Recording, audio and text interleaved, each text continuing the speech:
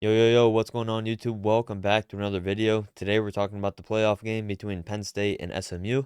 This takes place on Saturday at noon Eastern Time on TNT and Max. It is at Penn State. They got the home game as the higher seed. Both teams coming off losses in their conference title games, but I expect both of them to bounce back in a big way and play their best football. Now, as for the game itself, I think there are some key matchups to watch. Both sides of the ball, when SMU's on offense versus Penn State on defense, and then vice versa, SMU defense versus Penn State's offense. We'll start there. We'll start with SMU offense versus Penn State's defense. I think this is a very intriguing matchup, as we just saw Penn State probably play their worst game of the season on defense in the Big Ten title. SMU, their first half of the ACC championship, was probably one of the worst halves of football they played all season, but in the second half, we saw just how good their offense can be. SMU, as you can see by their schedule, they've had a very good offense all season long, besides the one loss to BYU in the regular season. And the Clemson, they still scored 31 points, but their defense did not hold their end of the bargain. Now, turnovers in their own territory, bad field position throughout the game, played a big part in that. But other than those two games, you can see they're consistently scoring in the 30s and the 40s. So yeah, their offense is very good, led by Kevin Jennings, and ever since Jennings took over, he's been one of the best quarterbacks in the ACC. Now he presents a challenge that I think Dylan Gabriel took advantage of. When the pass rush doesn't get there for Penn State, there is room to run, there's room to create on offense, and I think Kevin Jennings does a really good job of extending plays when they're not there. He's also a very good runner. They don't ask him to run a lot with design runs, but he can do it. He's very capable. A big challenge for SMU, I think, is their offensive line blocking Abdul Carter on third down. Now, a way you can neutralize that is winning on first and second down, making third down not as long. We saw Oregon run the ball on them. We saw Ohio State, surprisingly enough, with a banged up offensive line, they were able to run the ball in Penn State as well. SMU, very capable of running the ball. Rashard Smith, as you can see, he averages dang near 6 yards a carry. Very good running back, along with Kevin Jennings, as we mentioned. Now, Penn State defensively, we saw A.J. Harris match up with Evan Stewart in the Big Ten Championship. He allowed no catches, no yards, only one target, and Evan Stewart was out of bounds on that target. So A.J. Harris, he completely took away a side of the field, and if he does that in this game, I think that could present a ton of challenges to SMU. One, you're on the road, and it's cold to begin with. But two, if their wide receiver constantly has A.J. Harris guarding him, there's no reason to throw or look his way. But once again, a whole side of the field is gone. And that allows Penn State to really play their type of football.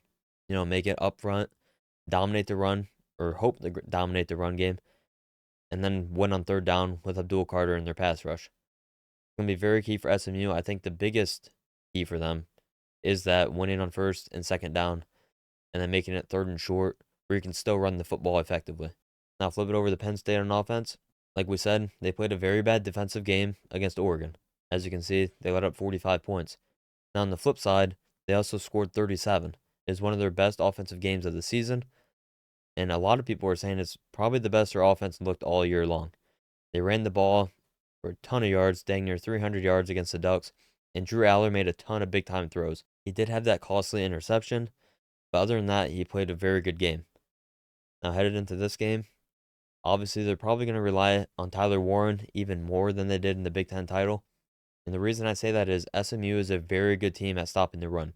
They're a defense that prioritizes stopping the run first, and they have two very good safeties that are excellent in run support. They come up and they hit.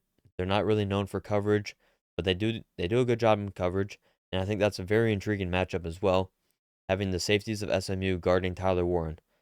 Right, we've seen a lot of teams try to put safeties on them, but then they're just outsized. And then teams have tried putting linebackers on them, and they're just not fast enough.